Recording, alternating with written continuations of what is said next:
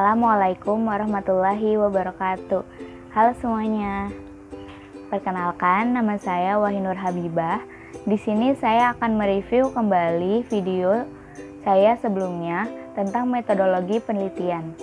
Yuk kita simak videonya.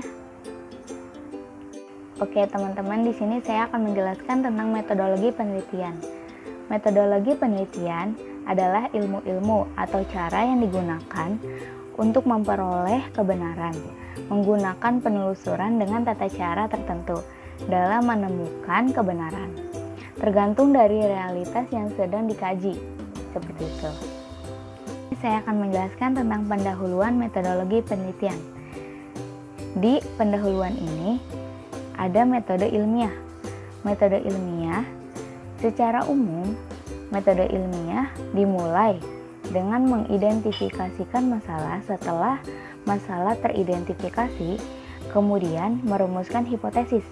Kebenaran hipotesis ini kemudian diuji dengan mengumpulkan data dari objek yang diteliti. Kemudian data tersebut dianalisis. Berdasarkan hasil analisis, kemudian dibuat suatu kesimpulan apakah analisis hipotesis tersebut diterima atau ditolak. Berikutnya ada mendefinisikan masalah penelitian. Yang pertama yaitu jenis penelitian. Ada 3 jenis penelitian. Yang pertama, penelitian deskripsi. Penelitian deskripsi merupakan penelitian yang memberikan gambaran atau uraian atas suatu keadaan sejernih mungkin tanpa ada perlakuan objek yang diteliti. Yang kedua, ada penelitian korelasi. Penelitian korelasi merupakan penelitian yang melihat hubungan antara beberapa variabel sebagaimana adanya tanpa perlakuan. Yang ketiga, ada penelitian eksperimen. Penelitian eksperimen merupakan penelitian yang dapat memberikan penjelasan alasan mengapa hubungan sebab akibat dapat diketahui karena peneliti merupakan perlakuan terhadap objek. Berikutnya ada merumuskan judul penelitian. Hal-hal yang harus diketahui, yang pertama, harus singkat, padat, dan deskriptif. Yang kedua, pilih judul yang informatif dan menarik. Yang ketiga, judul dinyatakan dalam bentuk hubungan fungsional antara variabel bebas dan variabel terikat. Yang keempat, sebuah judul yang efektif dapat menarik pembaca untuk menyukai proposal itu. Selanjutnya, sistematika usulan penelitian skripsi ada 2 jenis. Yang pertama, penelitian kuantitatif.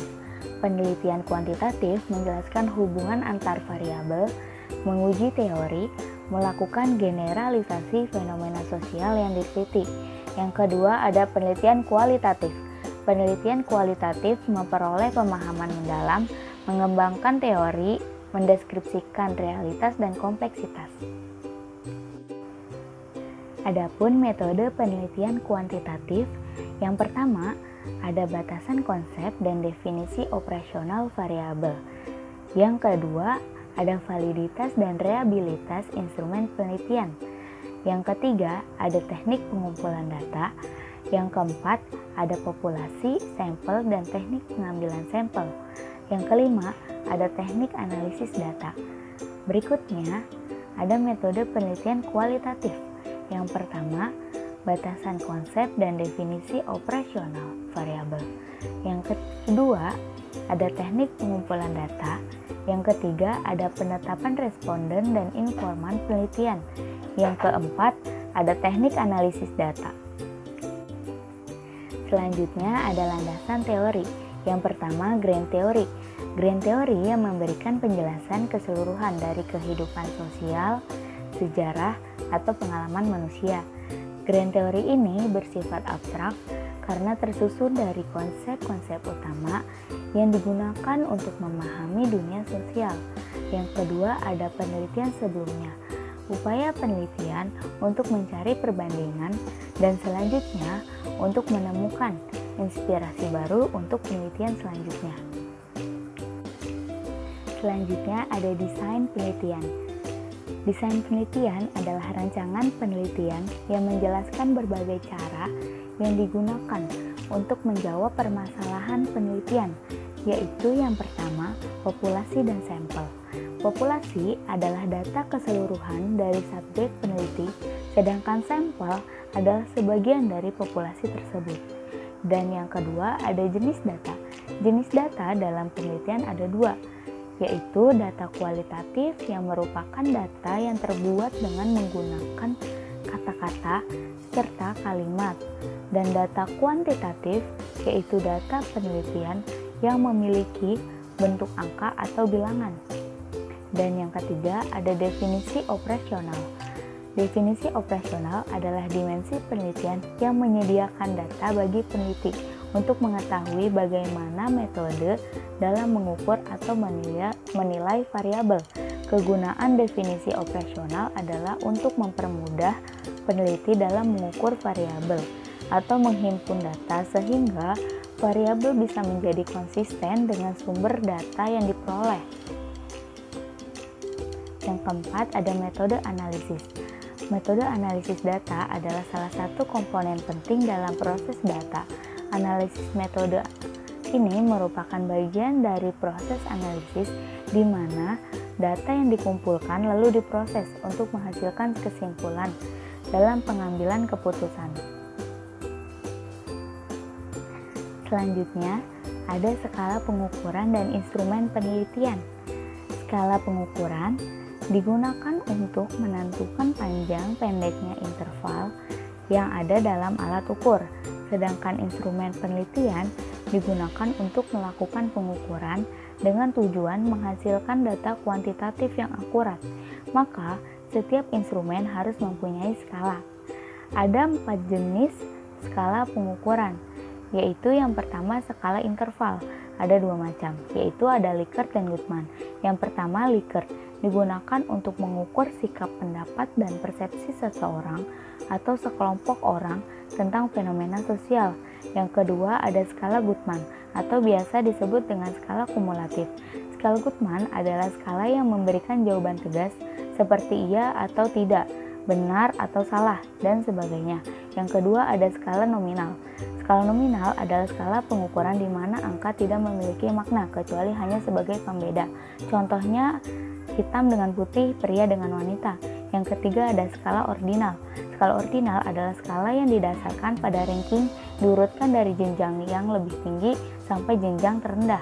Yang keempat ada skala rasio. Skala rasio adalah skala pengukuran yang memiliki nilai 0 mutlak dan mempunyai jarak yang sama.